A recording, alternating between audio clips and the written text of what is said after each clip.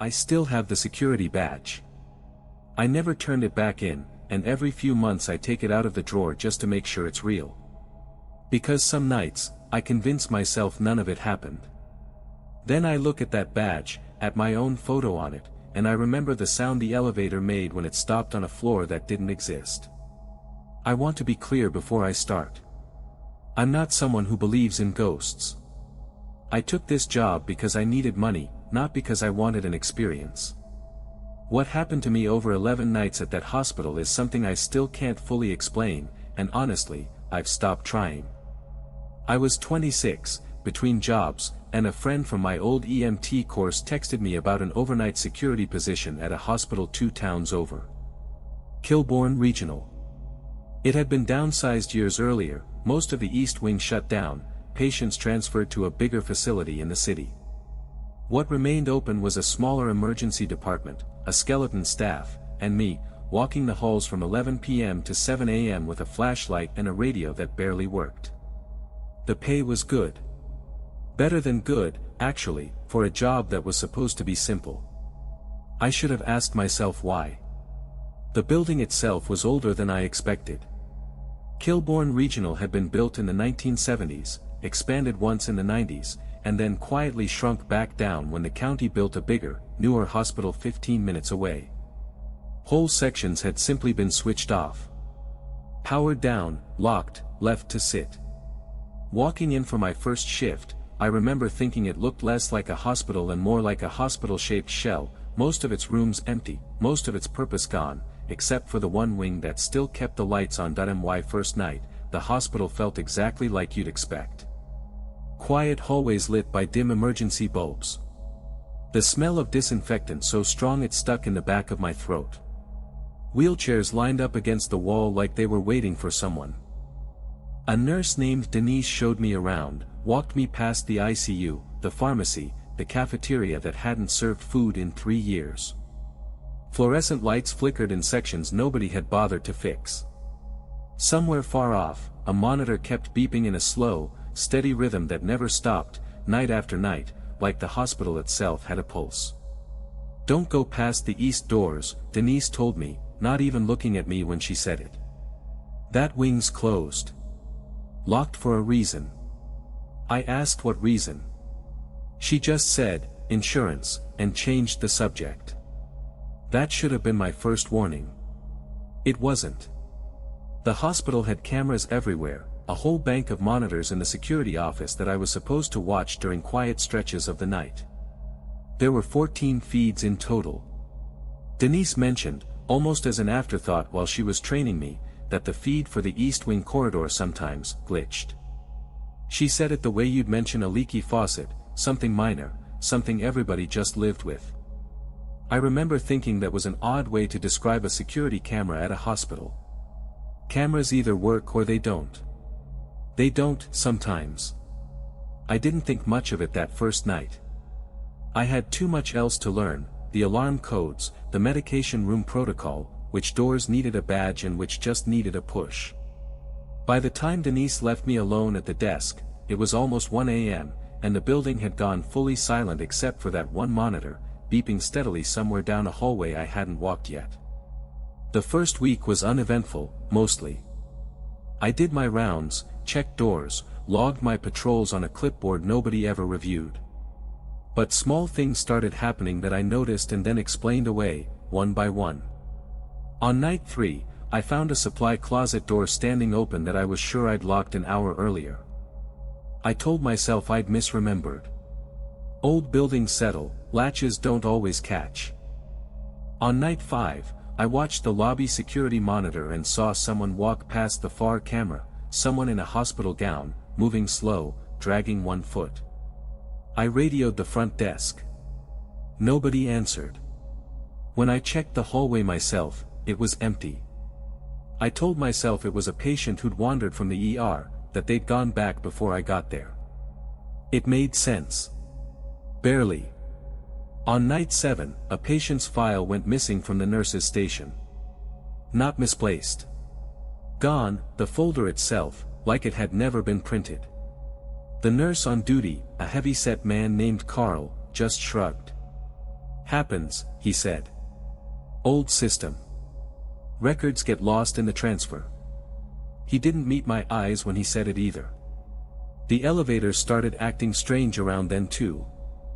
I'd be at the far end of the first floor and hear it groan to life, the doors opening and closing on an empty car, then the light on the panel would stop at 3.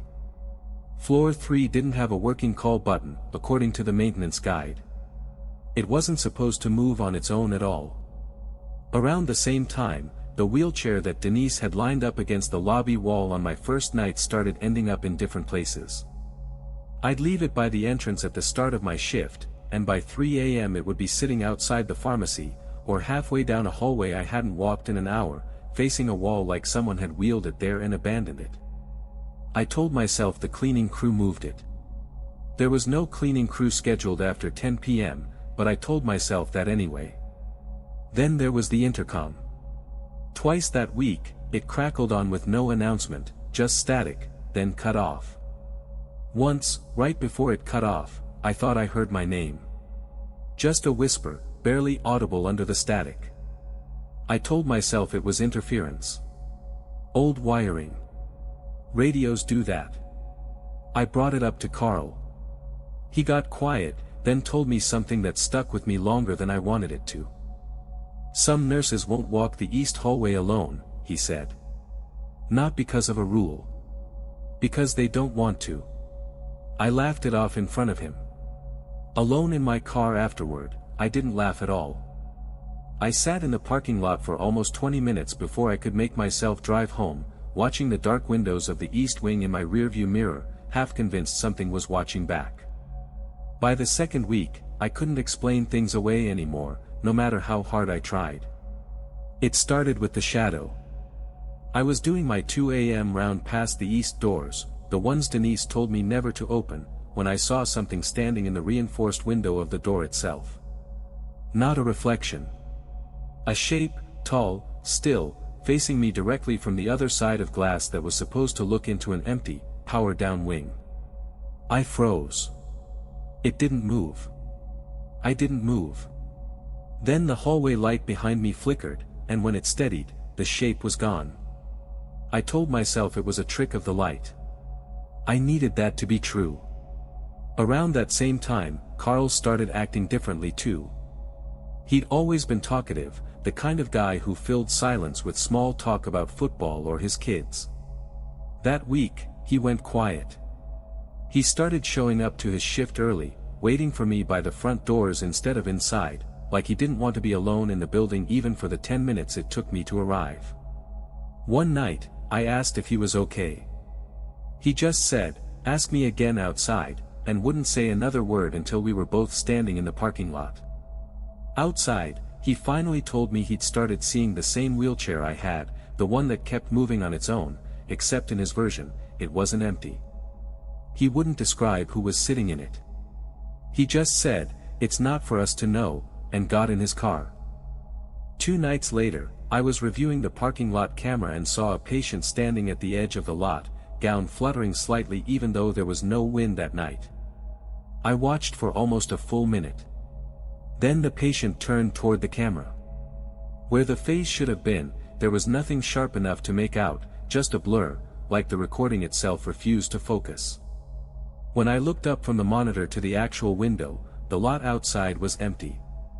There was no one there. There never had been, according to the timestamp on the outdoor motion sensor, which showed no activity at all that hour. I started digging. I told myself it was curiosity, but really, I needed to know I wasn't losing my mind. I found an old filing cabinet in the security office, half full of yellowed intake records nobody had bothered to shred. Most were boring. Sprained ankles. Chest pains. But 3 files, dated 11 years apart from each other, described identical incidents. A patient in the East Wing reported an unfamiliar presence at the foot of the bed.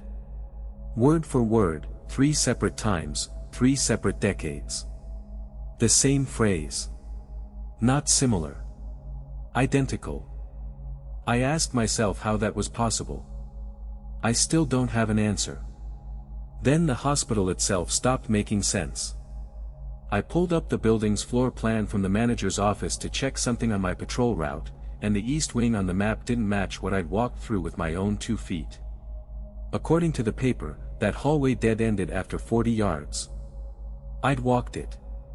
It went further than that. Much further. I started recording my patrols on my phone, just audio, just to have proof that I wasn't inventing things. On the 4th night of doing that, I played it back at home and heard, underneath my own footsteps, a second set. Slower. Uneven. Following mine at a distance, matching my pace exactly whenever I sped up. I didn't sleep that day. The following night, the intercom clicked on again, and this time there was no mistaking it. A voice, flat and mechanical, read out a name. My name. Followed by a room number that, according to every document I had access to, did not exist in that building. Room 413. I checked the 4th floor blueprint. The hospital only had 3 floors. I should have quit right then. I told myself I would, after one more shift, just to prove to myself I wasn't a coward, that I could face whatever this was and walk away on my own terms instead of running. That decision nearly cost me everything. I went looking for room 413.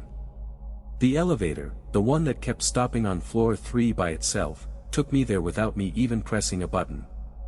The doors opened onto a hallway that shouldn't have existed, dust thick on the floor, undisturbed except for a single set of footprints leading toward a door at the far end. Bare feet. Small enough to be a child's. The air was colder there. Not drafty cold. Wrong cold, the kind that makes your breath fog even though every other floor in the building was regular hospital temperature.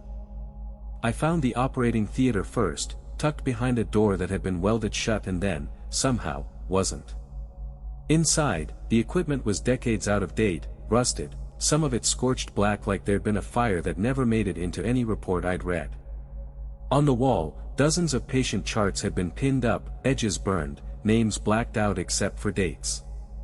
Every date fell on the same day, different years, decades apart. Same day. Same month. Different years, over and over, like something kept happening on that date and kept getting buried. I found a logbook in a drawer that hadn't melted in whatever fire had gone through that room. The last entry, in handwriting that grew more frantic line by line, described test subjects, who were listed by number instead of name, and a final line that just said, "They don't stay in the ground floor anymore." That's when I heard the crying. A child, somewhere down the hall behind me, soft and hitching, the kind of crying that makes every hair on your arm stand up because it sounds so completely real. I turned around. The hallway I'd walked in through was gone. In its place was a solid wall. I'm not going to pretend I handled that well. I panicked. I ran, and the layout kept changing under me, doors where there'd been walls, walls where there'd been doors, the crying always staying just behind me no matter which direction I went. The lights failed floor by floor as I moved, section by section going dark like something was following the exact route I was taking and shutting it down behind itself on purpose. My radio died completely. My phone had no signal, not even the dead zone bars it usually held. At one point I ran directly into a gurney that hadn't been there a second before, cracked my knee against the frame, and when I looked up, there was someone lying on it. A patient, gown soaked through, eyes open, staring directly at me and not blinking. I didn't stay to find out anything more than that. I found a stairwell, finally, one that hadn't been on any map I'd seen, and I took the stairs 2 and 3 at a time until my legs burned. Behind me, I heard the door at the top slam open, and something moved down after me, not running, just walking, unhurried, like it knew exactly how this would end and didn't need to rush. Halfway down, the stairwell door on the second landing burst open on its own, and for a second I thought it was another way out. I nearly took it. Then I saw the hallway beyond it was the same burned operating theater I'd already run from, the charts on the wall, the same scorched equipment, like the building had folded back on itself just to put that room in my path again. I slammed the door shut and kept going, and somewhere above me, the crying started again, closer this time, right on the other side of the door I'd just closed. I hit the ground floor lobby, and for one horrible second, the exit doors wouldn't open. My badge wouldn't scan. The panic bar wouldn't give. Then, just as suddenly as they'd locked, they released, and I was outside in the parking lot, on my knees, gasping in air that smelled like nothing at all compared to that hallway. I never went back inside. I called Carl the next morning and told him I quit, no notice, didn't care about the final paycheck. He didn't argue with me. He just said, quietly, "Yeah. Figured you'd find it eventually." He didn't ask what I saw. I think he already knew, in the way people know things they've decided never to look at directly. Before he hung up, he said one more thing. "Don't go looking it up. Just let it be a job that ended." I didn't listen. I never do. I looked up Killborne Regional a year later out of curiosity I couldn't fully control. According to the county records I found, the hospital had been fully decommissioned and demolished nearly 2 years before I ever worked my first shift there. I still have the shift schedule with my own handwriting on it. I still have the badge. I still have 11 nights of memories that, according to public record, took place inside a building that no longer existed the whole time I was walking through it. Sometimes, late at night, if I drive past a hospital with its lights dimmed for the overnight shift, I hear something under the hum of the parking lot lamps. Not always. Just sometimes.